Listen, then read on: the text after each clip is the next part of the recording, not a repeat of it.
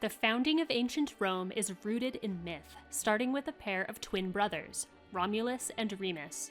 According to legend, they were the chosen ones, destined to lay the foundation for a city that would eventually dominate the known world. Their tale, filled with divine intervention and heroic feats, became the cornerstone of Roman identity. Yet, despite the grandeur of their legend, Rome's true origins are shrouded in mystery, and the real story behind its founding is as complex and multifaceted as the empire that it helped create.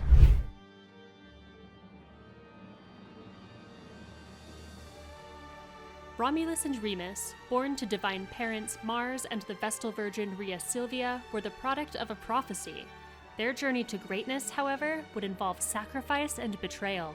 In the end, only one brother would survive to build the city of Rome, while the other didn't live to see its great walls rise. So who were Romulus and Remus, and what does their story reveal about the real Romans? Let's explore Rome's legendary origins, the gods that were said to have shaped its destiny, and the epic battle for control that led to its birth. The story goes that the people of Rome were heirs to the legendary city of Troy. The Trojan hero Aeneas, the son of the goddess Aphrodite, was the central figure in this lineage. Aeneas escaped the destruction of Troy and wandered the Mediterranean in search of a new homeland. After many years, he arrived on the Italian peninsula, where King Latinus of the Latins welcomed him.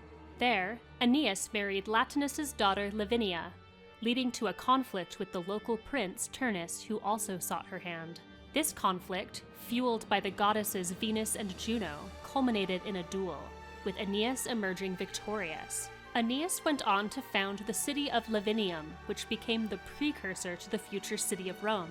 The son of Aeneas, Ascanius, would later establish the city of Alba Longa, located on the Alban Hills just under 20 miles from the future site of Rome. It was here that the story of Romulus and Remus would begin to unfold. According to Roman legend, in the early 8th century BCE, the throne of Alba Longa was usurped by Amulius, who feared a prophecy that claimed a grandson of Numitor would overthrow him. To prevent this, Amulius forced Numitor's daughter, Rhea Silvia, to become a Vestal Virgin, thus swearing an oath of chastity. But the god Mars, the Roman god of war, had other plans. He visited Rhea Silvia, and she soon found herself pregnant with twins, Romulus and Remus.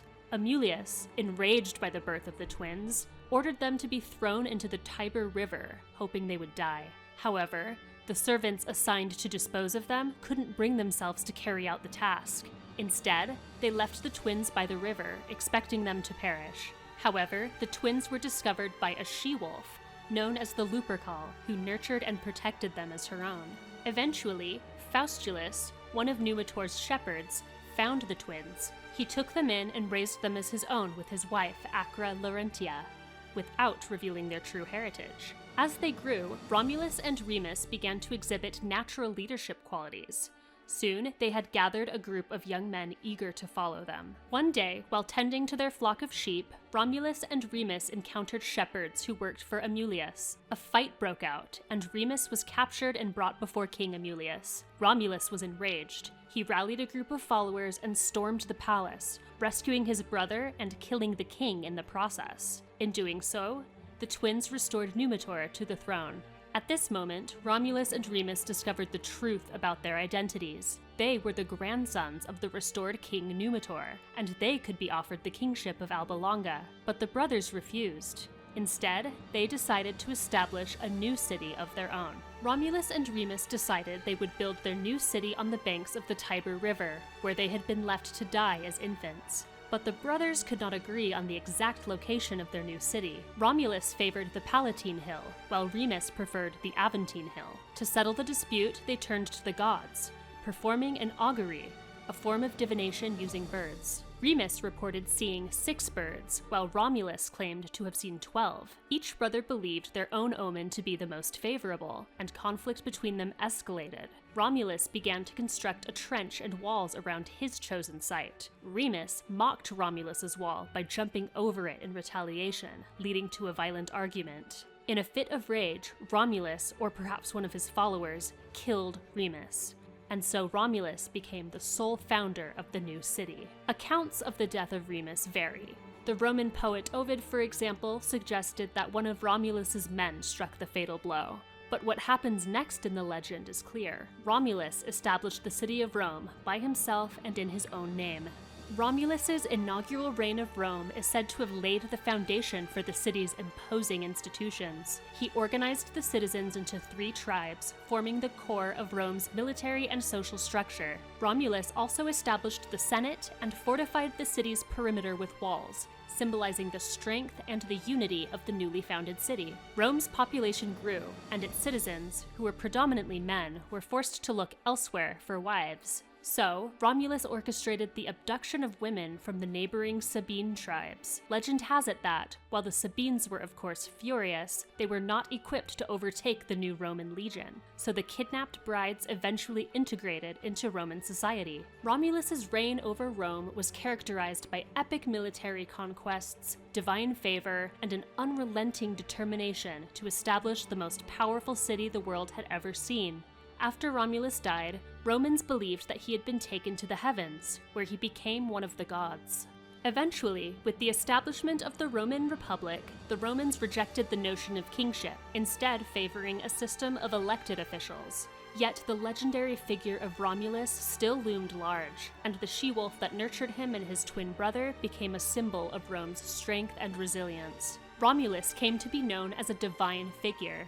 From around the 3rd century BCE, he was associated with Quirinus, an ancient Sabine deity. In Life of Romulus, the Greek poet Plutarch wrote that Romulus, after his death, miraculously appeared to a man named Proculus Julius. Romulus referred to himself as Quirinus and urged the man to spread the message that Romulus should be worshipped as such. His brother Remus, on the other hand, did not enjoy the same level of reverence in Roman tradition. While Remus did appear in the legend as Romulus's twin, the Romans rarely celebrated him individually. In art and literature, he was always considered a secondary figure in the creation of Rome. The story of Romulus and Remus is deeply entrenched in Roman history and culture, but how much of it is actually true?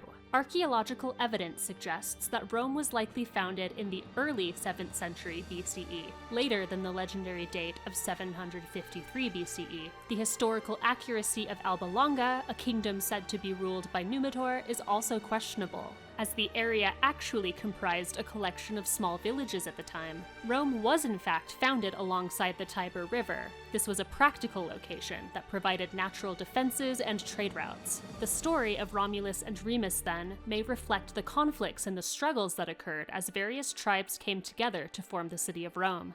Historians also believe the Etruscans played a significant role in shaping Rome's early development. The influence of the Etruscans, who controlled Rome in the late 7th century BCE, likely informed the construction of roads, drainage systems, and other elements of the city's advanced infrastructure. So, the legend of Romulus and Remus may not be an exact historical account of the founding of Rome, but the story certainly reflects the values and the beliefs of the real-life Romans. The notion of divine brothers, born of the gods and destined to build a great city, reinforced the Romans' faith in their own exceptionalism. They really believed that they were chosen by the gods to dominate the world.